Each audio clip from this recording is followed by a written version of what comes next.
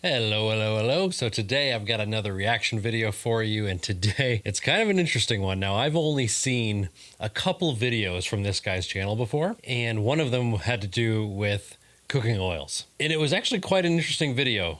He went over the ins and outs of all the oils, what's healthy, what's not healthy, and why he thinks that and the other. Now, I don't know much about this guy, but this video popped up and I was like, this sounds like it's right up my alley to do a reaction to. So this video is called I Ate 100 Hamburgers in 10 Days. Here's what happened to my blood. Doesn't that sound fascinating? I am fascinated. So let's jump right in and watch Dr. Sten Ekberg. Hope I'm saying that right. Now, I don't know what kind of doctor he is. I don't know much about him. Like I said, I've only seen like one or two of his other videos before. So anytime someone eats 100 burgers in 10 days, I'm probably going to pay attention. So let's see what happens to his blood. Hello, health champions. Health Today champions. I'm going to talk about what happened when I ate 100 hamburgers in 10 days. All right. And that's a lot of red meat. And according Yes. to conventional wisdom, red meat is a bad thing. It's bad for your health. I don't it think causes so. all sorts of problems. So I wanted to eat a lot of it and see what would happen. Thank you for Because testing it it has for us. saturated fat and a lot of cholesterol. And supposedly that causes inflammation. It's interesting to me how science it ebbs and flows as to what's bad for us or what's good for us. And lately it seems to be coming back around to the other side of things where they're saying saturated fats are better for us in the long run, at least in some of the things that I've seen and read. I don't know how true it is, because how can we be certain of what we're being told is 100% the truth, especially anymore? You know what I mean? So let's keep watching. So let's see what happens. It's heart disease, and it causes diabetes. So I did some blood drink my work iced coffee before while and he's- after to measure these things, and we're going to take a look at how that changed. Okay, so he's got a good baseline. So some of the blood work regards blood glucose and kidney function. So a couple of markers here would be hemoglobin A1C, which is a measurement of your average blood glucose over a 90-day period. So it's Okay. one of the primary ways to diagnose diabetes and metabolic problems. All right. The I'm here ideal for it. range would be 4.8 to 5.3. That's the optimal range. Officially, everything is fine up to about 5.7, but we want to keep it a little tighter for optimal health. Okay, So interesting. before I was at 5.2, after I was at 5.3. So 1/10 difference, which is not significant. That's pretty much within the margin of error. And also we want to keep in mind that as long as it's within that optimal range, one number is not necessary. I wouldn't have even thought that blood glucose or testing for diabetes would change after eating hamburgers. Maybe, well, I don't know. I really don't know what to think yet. Let's keep watching. Better than the other. Another thing I measured was insulin. Here we go. And between 2 and 5 is an optimal number. I started off at He's 3.6 healthy. and finished at 3.9. So again, well within that optimal range, and there's not really a much of a quality difference. difference between these numbers. We can't say that one is really better than the other. Blood urea nitrogen. I wonder if he really did eat all these. I mean, this is a 30-minute video, so I'm buckled in. But like, did he actually record himself eating all of these burgers? Are we going to see the evidence of him actually eating a hamburger every day? Kind of like that, was that 30 days where that Netflix documentary where that guy ate McDonald's breakfast, lunch, and dinner straight for 30 days? If you haven't seen that one, it is wild. I mean, it's an old one, so you probably have. Is interesting. So that's nitrogen waste products from protein. So when we break down protein, we make some tissue, we use some protein to make tissue, but then the excess gets turned into energy, and then the byproduct is nitrogen. So Okay. if we eat a ton of protein, we would expect that number to go up. And normally it should be between 12 and 19. I started off at 16, and afterwards it was 10. Oh. And I don't know why it went that low. I would expect it to stay about the same.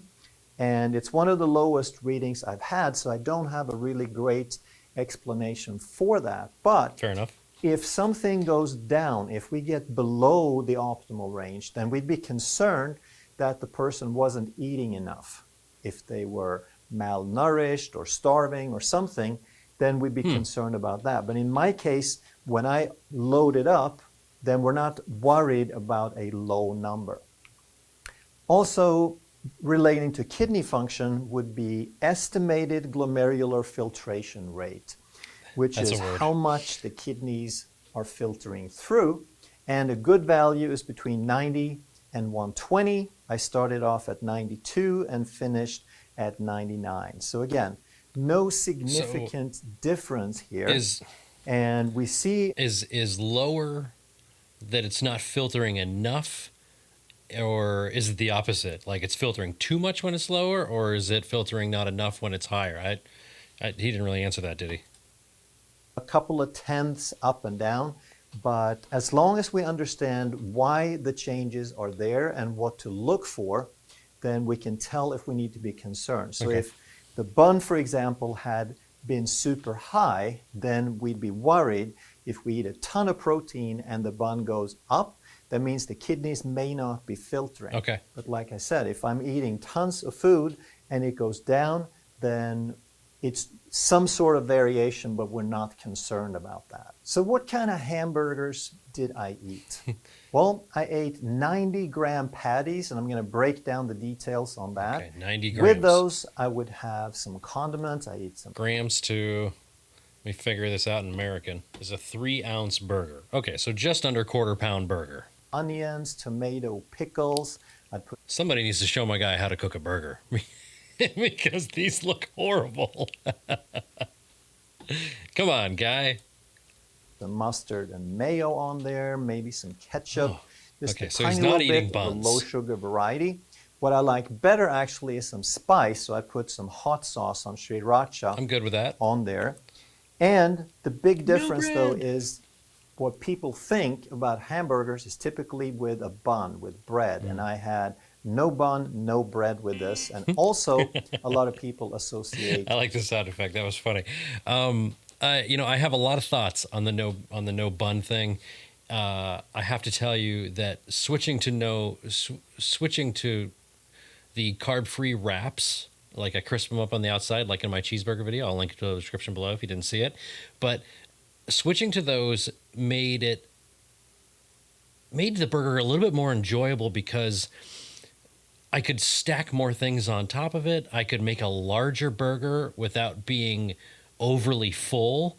And I don't know, it enhanced the flavor of the actual burger instead of being a lot of flavor of bread. Okay. I don't really know how to explain it other than that, but I've been enjoying them more. I've been enjoying burgers more without the bun than with the bun lately. That ebbs and flows as well though too. Some sort of soft drink, and I had no soda with these. So we're going to compare to some fast food I don't drink pop restaurants and see what a difference that made. Really, the only carbonated beverage that I drink is La Croix, and that's pretty much it. They're both sort of called hamburgers. So I would also have them with a salad, and in a salad I like to put things like lettuce, onion, tomato, avocado. I would put some cucumber, bell pepper.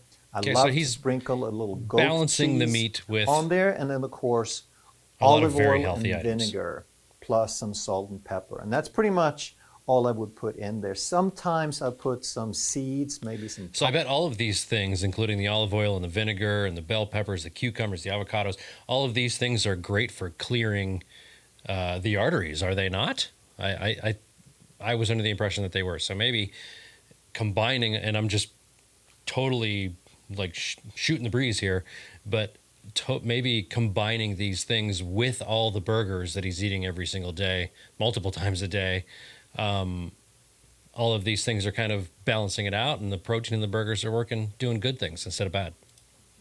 In seeds, but I didn't do any of that because I had enough food as it was. And just to create some variety, on 2 occasions out of 20 meals, I had some mashed potatoes and I made a cream sauce with that, and also fried up some mushrooms in a pan with that. Sounds lovely. So in the blood work, we also want to look at the liver function and inflammation, because we hear that too much red meat creates inflammation and too much protein is hard on the liver. That is what you so hear. We want to see what happened. And the number one enzyme that's associated with the liver is the ALT.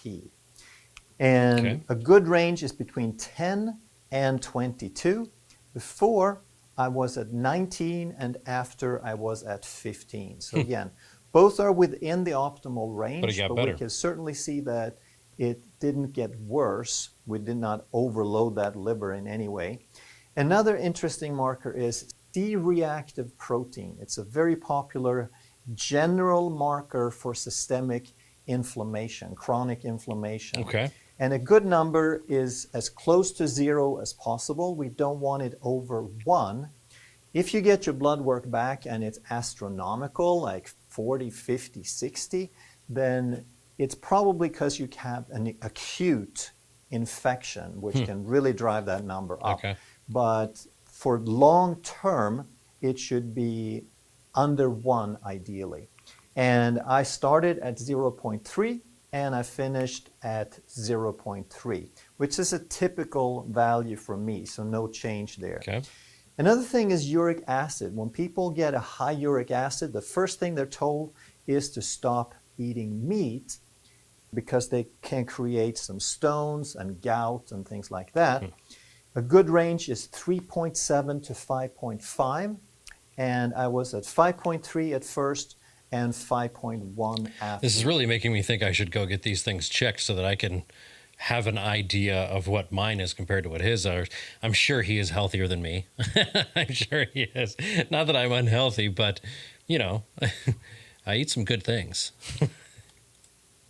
So again, it didn't seem like it overloaded the liver or created any systemic inflammation either. So sometimes we get the idea that lower is always better. Like we hear cholesterol, less is always better.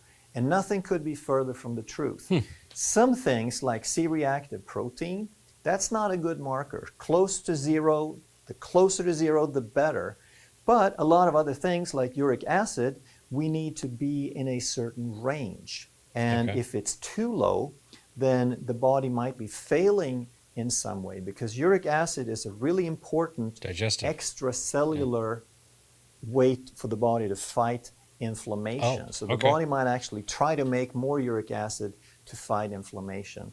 So for the most part, less is not better. We want to be in a range. Okay, that makes sense. So again, here we see no significant changes. So let's look at the macros to try to understand what this food is all about. So I ate 10 hamburger patties of 90 grams each. That's 900 grams or 2 pounds of ground beef.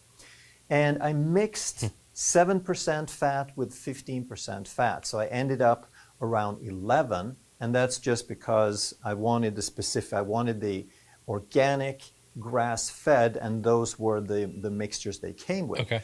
Normally, I'd like a little more fat in there, but when you're going to eat 2 pounds every day, then I try to keep the fat down a little bit, just so that it wouldn't be too much food to eat. And let me tell you, that was quite a bit of meat to eat as it was. So I didn't want to get nauseous with just stuffing myself full. Right. So that ended up at 11% fat on average.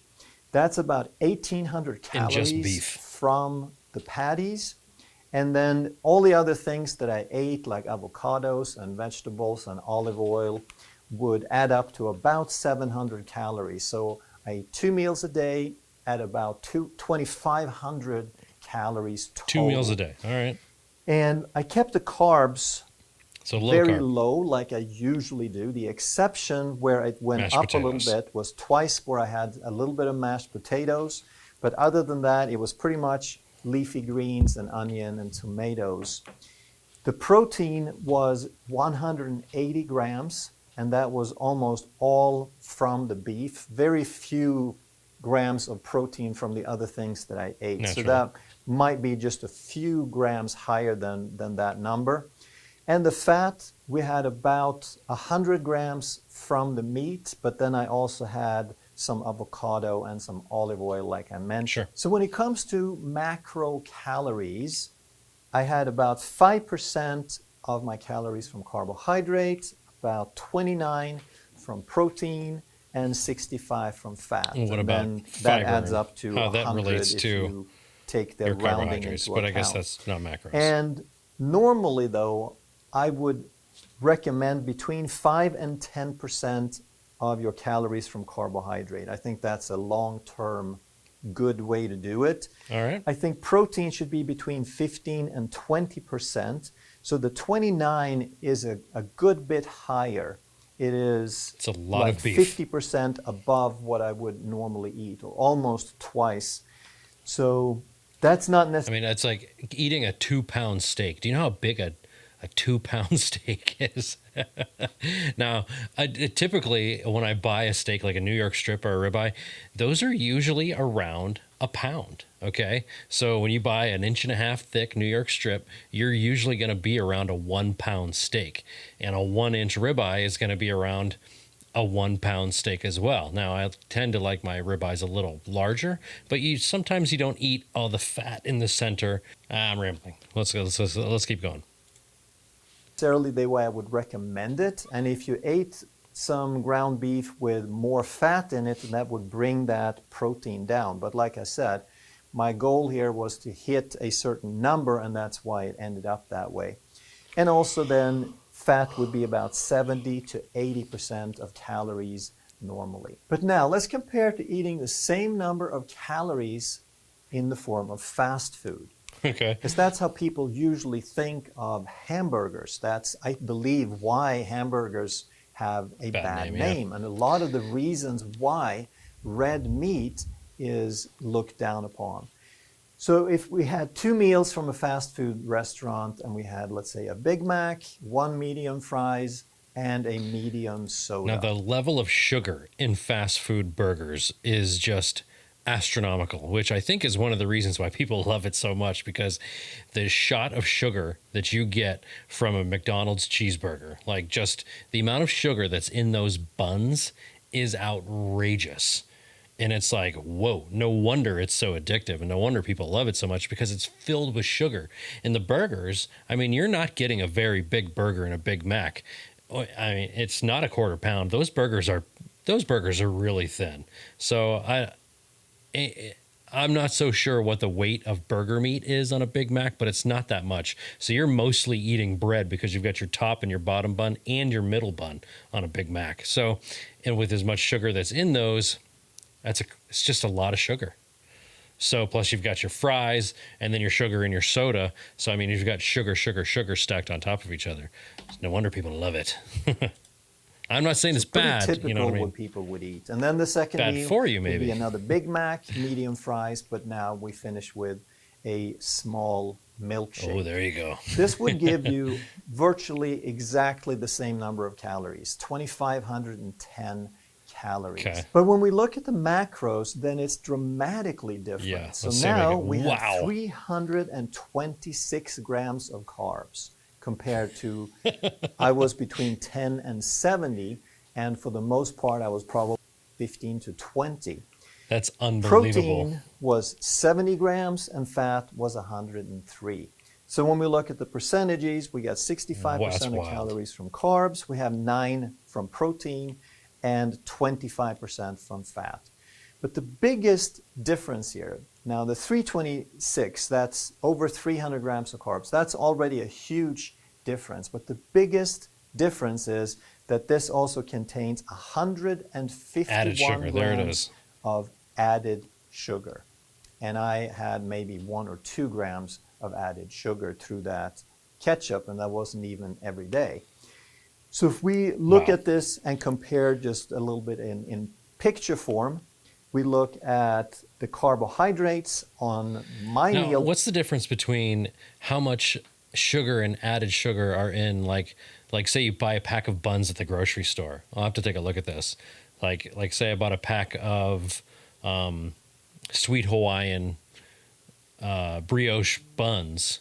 How much sugar and added sugar in those buns versus the bun that you would get on, let's just use a Big Mac, for example, because that's what he's doing. What's the difference there? And versus the fast food, we see a 13 times difference. If we look at the protein, then mine is a good bit higher. It's 3 times higher. Now, again, like I said, I think that is unnecessarily high.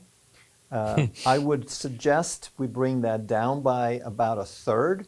But at the same time, I think people eating at fast food restaurants might think that they're getting a bunch of protein, but they're probably going to be protein deficient eating that way. And you're not getting a whole lot of meat in there. And then the question is it even meat? The next thing would be fat. And again, mine wasn't quite 3 times, but almost 3 times higher than the fast food. So it's kind of interesting. People associate fast food with high fat, but it turns out that's almost a low fat diet. And all you're really getting is a bunch of sugar. And then if we look at the sugar, you see this little arrow down there. So the 1 or 2 or 3 grams of sugar that I would get that would barely register, it's just like a pixel thick there, whereas the fast food would have 150 grams. So we're talking 75 times more sugar in that fast food meal. So you could have hamburgers without the sugar. There you go. You can eat all sorts of things that people associate with one way, but you just modify it to where it actually has real food ingredients. But here's the one that I bet everyone is wondering Which is about. why I switched to what no happened buns. to the cholesterol and the blood lipids? So with the cholesterol, in my... I haven't watched this, and I'm going to guess that it went down. I just have to believe just with what he's saying here with those other stats and the macro stats that he was just referring to, like I'm going to guess that his cholesterol and his lipids went down. Just my guess. An optimal number for a male in my age, not a teenager, not a female, but someone 50 and above, it should be between 170 and 270. That would be optimal. Now, the mainstream guideline says that less is always better, and 200 is the cutoff. And that's just simply not the way it works. So the optimal for my age is 170 to 270. I had 233 before, and I finished up at 199. Wow. So that's a really interesting number. I have not seen a number ever that I can recall for myself where I was under 200. And now I ate 2 pounds of meat every day that's supposed to have all this cholesterol, and my cholesterol went down. So now some other podcasts that I've been listening to, like Dr. Andrew Huberman, he just had Dr. Peter Attia on, who is a longevity doctor, and he was just talking about how the cholesterol that's on the chart that you're looking at on your food really doesn't matter because your body can't absorb that cholesterol, so it just goes out in your waste. So you're just crapping out the cholesterol that you're eating, and it's the fat and the sugars. Hopefully I'm repeating this correctly like he did. So it's the fat and the sugars that you're eating and the carbs that are turning into lipids and cholesterol. I hope I explained that right. I may have totally messed that up, so don't hold me to that. Okay, I am no doctor. That just lets us know that it's not about dietary cholesterol. That dietary cholesterol doesn't matter. I don't even look at this number as a marker for health. By itself, I don't think that has any value at all. Agreed. My LDL should be between 120 and 170. And I started at 151 and went down to 120. LDL is the one that they say is the bad cholesterol. But as we've learned over the last But as I've learned over the last few months listening to various doctors and podcasts, now I know I'm just listening to people who are saying the same thing over and over again, so I might be in an echo chamber, like I realize that. But it seems to be that the science and the understanding of this is going in the opposite direction than it used to go, or used to be in. Ideal is 55 to 75, and I went from 73 to 70. Did he check his so all in all, ApoB? these That's what I want to know. Excellent numbers. We're well within the optimal ranges, and none of it got worse.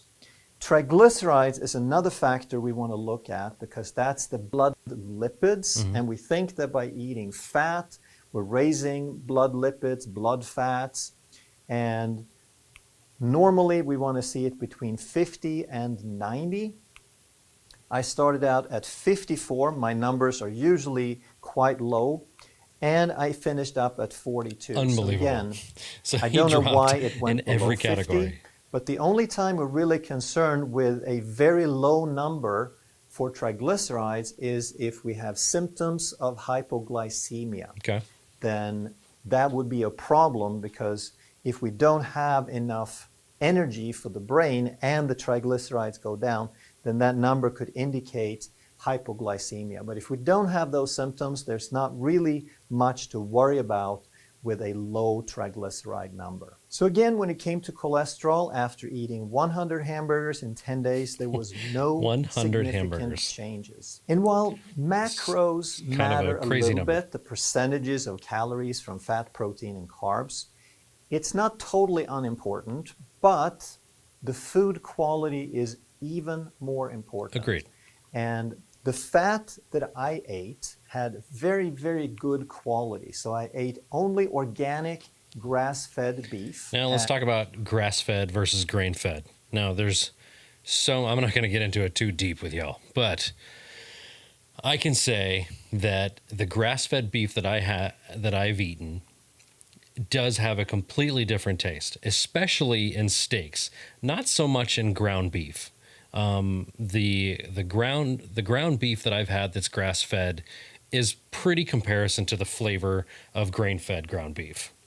But when it comes to a steak, like a grass fed steak needs so much more care and it's cooked completely different than a grain fed steak. A grain fed steak, they are wet aged. As soon as they're butchered and they're packaged, they're wet aged for anywhere between 14 days to 20 days before they even get to the store.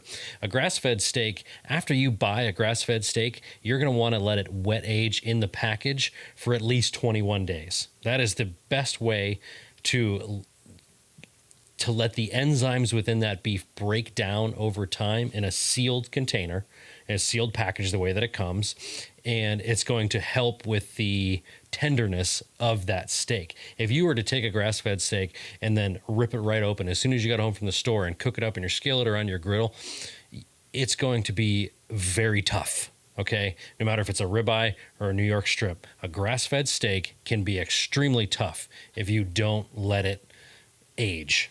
Okay, and I'm not talking about dry aging in this scenario. This is primarily wet aging within the package that it comes in. So, in many grass-fed farmers will tell you this. Like if you're, if you have a farmer near you that has grass-fed cattle, and you're buying and you're buying like half a cow from them, for instance, like a lot of them will say like, well, after I package this up for you, let it age. Okay. It's just a great practice for it. And it's going to help tenderize the beef. Anyway, I'm done with that rant, but dry aged beef is fantastic as well. I do have a dry ager from Steak Ager, another sponsor of my channel. But dry aged beef and wet aged beef are two totally different things. But when it comes to grass fed, wet age your beef. I promise you'll get a much better steak. It was quite inexpensive, by the way. I got it at Walmart. That has a good selection. I ate avocado. That's an excellent source of fat, mostly mono unsaturated. And I had mostly olive oil. Normally I eat quite a bit of butter, but with all this meat, there wasn't really a way to put that butter in. You can butter baste it there, buddy. I had the olive oil on the salad, so I probably didn't eat more than maybe a stick of butter during those 10 days. Whereas the fast food restaurant, the food that you get from fast foods especially, but pretty much all restaurants, is grain-fed beef. So that's vastly different. Yes. The omega-3 to omega-6 ratio. In organic grass-fed, those ratios are about a 1-to-1 between omega-3 and omega-6. In grain-fed beef, it could be 20-to-1. Wow. With omega-6s being high, and those are pro-inflammatory. Also, the fats that they use to cook the other things, like the fries, and they cook the patties themselves. I've been wanting to actually do this, and maybe in the month of August I'll give this a try. I'll just eat grass-fed beef instead of any other beef that I buy. So I'll do White Oak Pastures, which is out of Bluffton, Georgia. Incredible farm.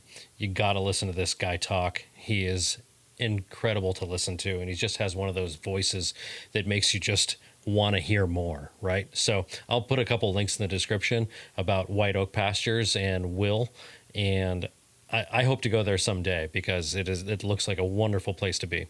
But maybe in the month of August I will switch to just grass-fed beef and just see how I feel for that whole month.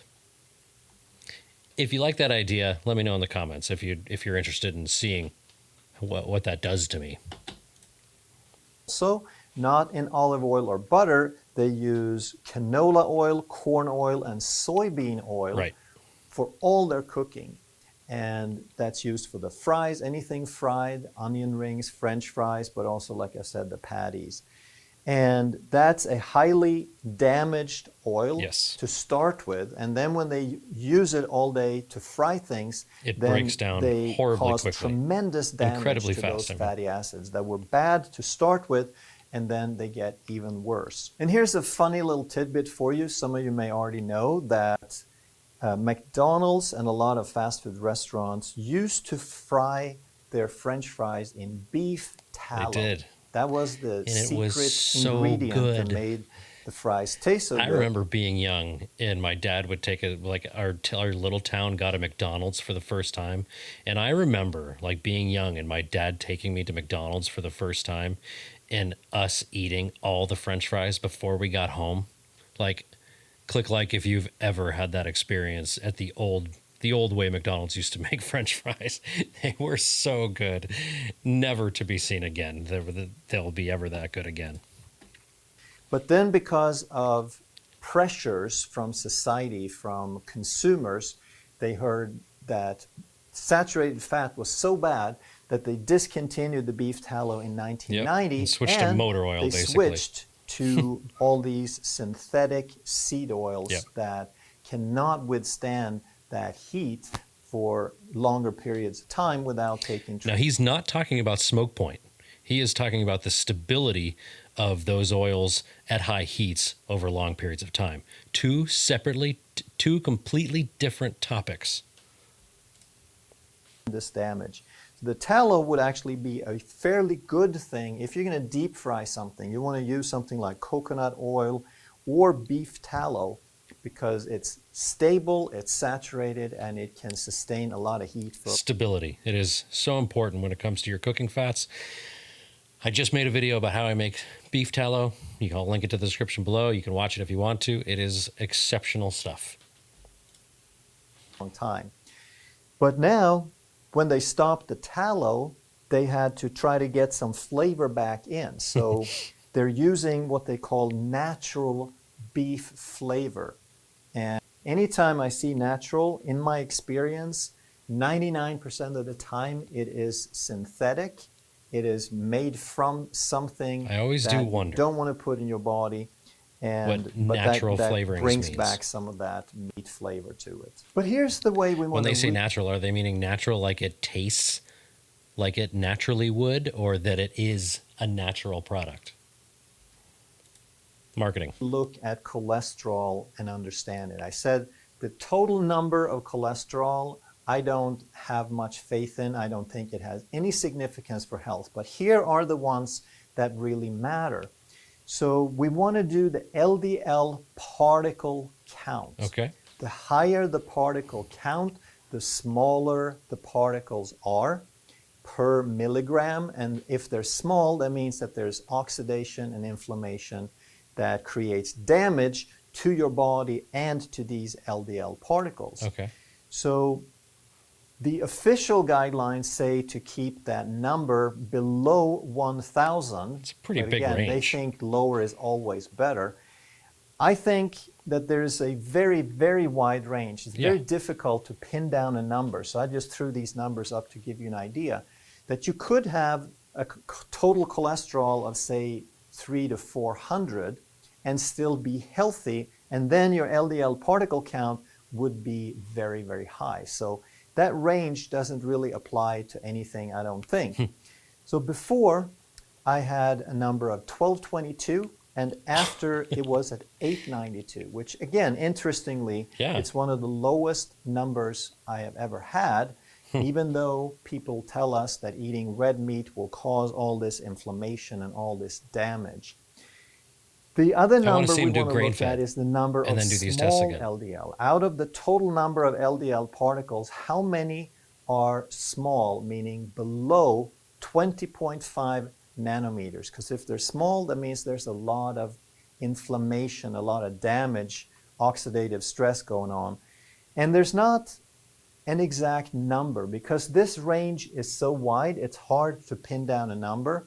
So I'm just throwing out my opinion, which is that it should be ideally less than 20% of the LDL should be small. And here again, lower is better. There's no range that we need to keep it above.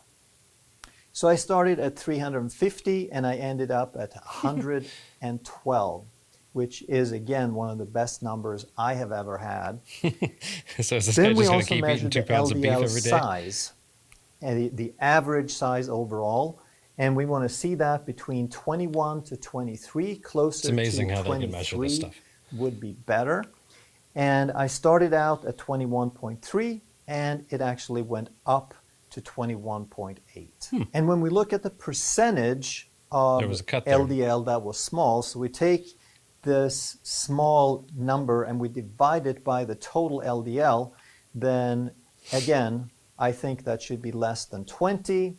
I started out at 29 and I finished up at 13. This is a bit confusing. One thing I really want to emphasize is with all these markers that I've shown you is that we want to start off with a range as an idea, but we don't want to fixate on that range. And we never want to look at markers in isolation. We need to look at the big picture.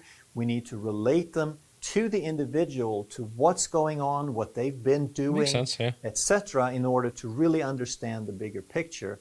And I created a blood work course that will give you some information down below. If you really want to learn more and take charge of your health, then I believe that's a great resource. I'm curious about these things. So the last thing I want to throw in just some ideas here about ratios that are often mentioned in relation to cardiovascular health. Okay, is this where ApoB is? And one of those ratios is to take the total cholesterol and divide by the HDL.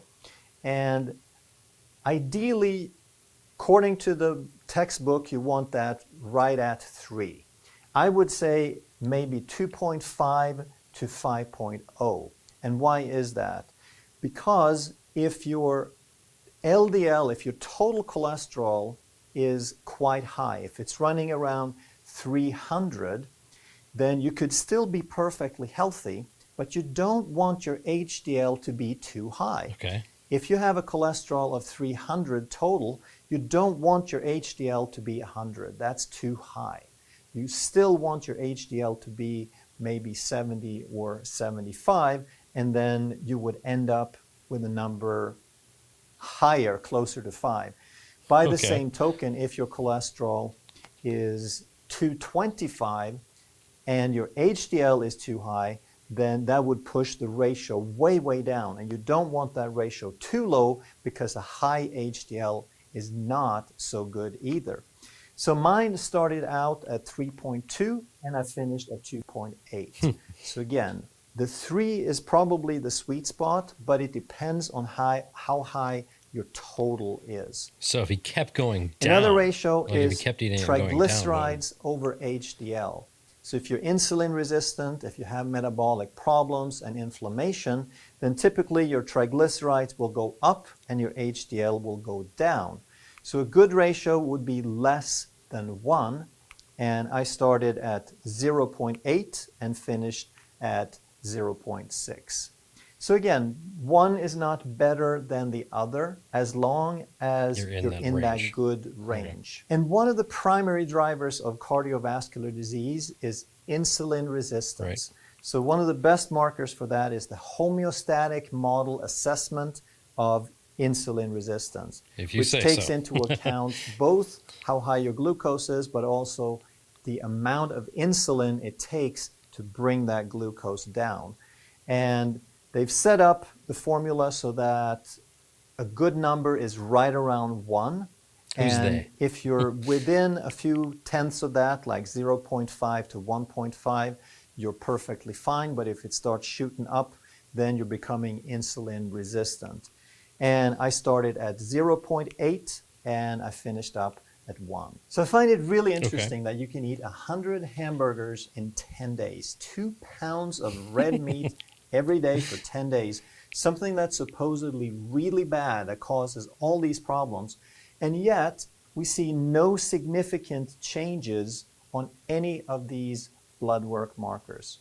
So that just goes to show that red meat is not the evil that it's been. But don't those tests really come into play at the 90-day point? Like, isn't that the reason that they do these tests every 90 days? Like, I'd like to see this after 90 days of what the significant, like, long-term eating habits of this really is, or of this. Yeah, you know what I'm saying.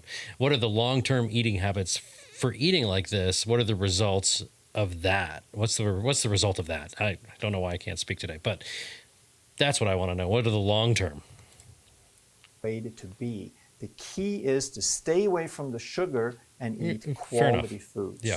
And of course, I overdid the hamburgers here because I wanted a nice round number. Normally, you would just eat a moderate amount until you're full and make sure that you get plenty of vegetables, non-starchy vegetables with that. And if you want to really dig in and understand more to really master the blood work so you know what's going on with you, then I put the link down below for that course. If you enjoyed this video, you're going to love it. I don't know if that's something that I want to master, but I'm definitely curious. What about you guys? Now, this is a totally different reaction video for you. It popped up on my channel and I thought it would be interesting, and it's definitely interesting. And I think I'm going to do that. I think in the month of August, I'm going to go only grass-fed beef for all of the beef that I eat. Primarily the things that I eat during the week or during the month. You know, we eat a lot of chicken, we eat a lot of salmon, we eat a lot of shrimp, we eat a lot of red meat, we eat a lot of ground beef, we eat steaks. I don't really eat a lot of bacon.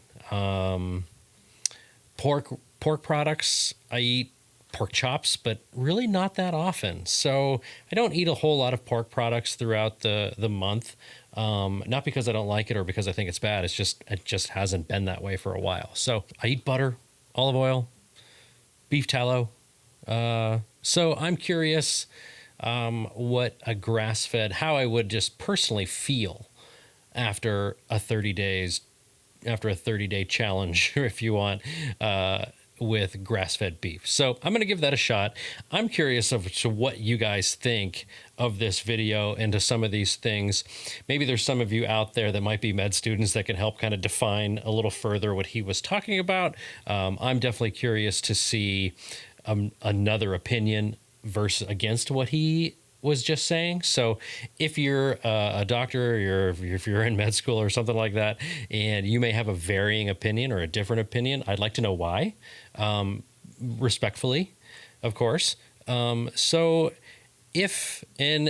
how do you eat? Like, do you guys prefer grass-fed? Do you prefer grain-fed? Hit me up in the comments below. Let's talk about this because this is a pretty interesting topic. It's health-related. I think that's important. I think what you eat is extremely important.